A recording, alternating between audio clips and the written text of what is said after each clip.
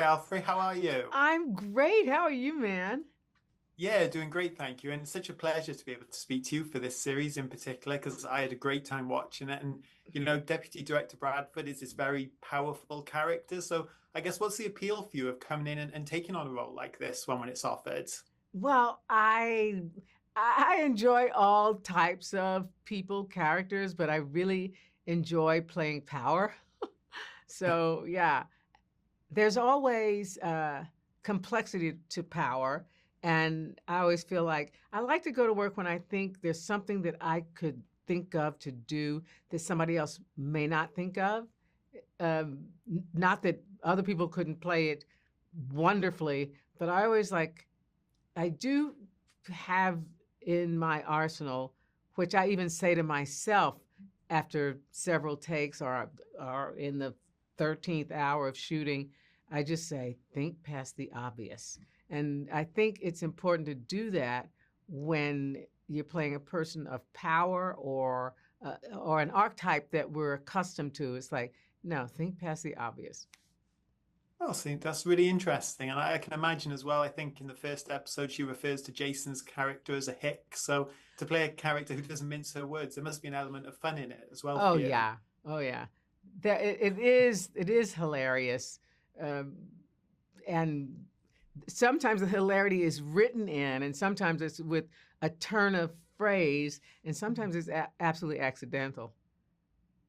Oh, amazing. And I And know John has said, if it starts to make you giggle when you don't expect it, what an actor in character says to you, and then you know, I think Haley and I got the giggles. I think it was John Curran on that. We got the giggles, and then Haley was on camera, and that's the thing. You just hope it's not you because you were tired and you start giggling about a slipped word or something. And so every time you come to that point, you both start laughing, but nobody on the crew is laughing. They're going, come on, girls, come on. You're like, okay. And then you start saying things like, it's her. She makes me laugh. But yeah, there's a lot of fun on this, especially you can imagine doing all the stunts.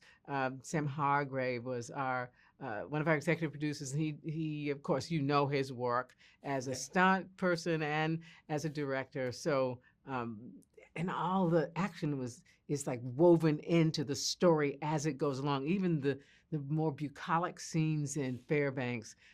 So I think that's the thing that drives it as well. That makes you, want to see all 10 or not want to go to the bathroom in the middle of the episode, even to pause it and come back. Yeah, well, having watched the series, I've got to agree with you there. And I know John has said he wanted someone with gravitas for this role, and you do that brilliantly. But when there's that expectation, does that change how you approach a character, or do you just go by, as you said, your process and what's on the Yeah, page? because nobody knows they have gravitas, and nobody knows they make people, you know, chuckle just by their presence. No human being knows that. So all you ever do is you find he's written a character. Our job is to turn them into human beings. There's all different ways to do that. That's people's practice. So I won't take up all your time with how it's done. No, it's fascinating to even get that insight. And I know I've heard John say that this role was originally written as a crusty old man, and obviously you coming in, you didn't want to change too much about how the character was written. I So didn't want to change a word. yeah, can you maybe take us through that? Why that was? Just yeah. First of all, it allows you to really find the character. I'm a woman. I can't help but be a woman. So whatever I do, it's already a woman. Lesser writers might write in, you know, I think I'm perimenopausal. It's like, what does that have to do? We don't care. Why are you talking about that? Or saying things like, let's have a Chardonnay party. No, please. So if it's a man, then I'm going to be straight on character, and then those are the things I find.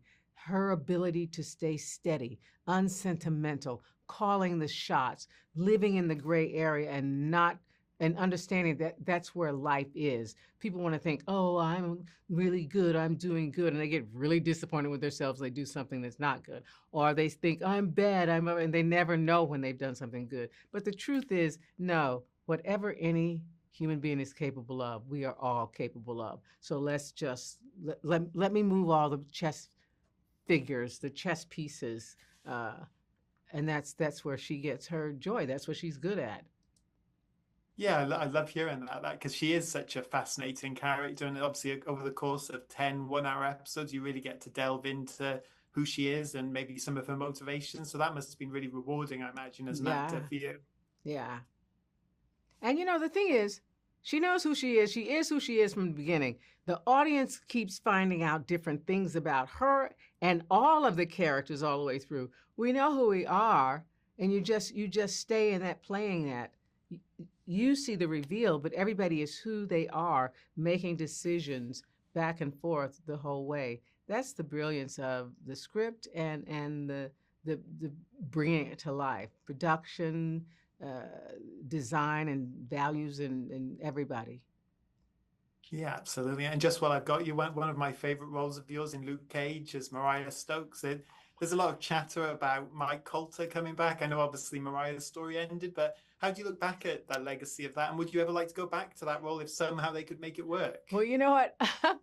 I I would go back in a heartbeat, but Cheo and I were talking about, oh, we hate, they hated to see Mariah go because she was so wonderfully compromised and fine with it.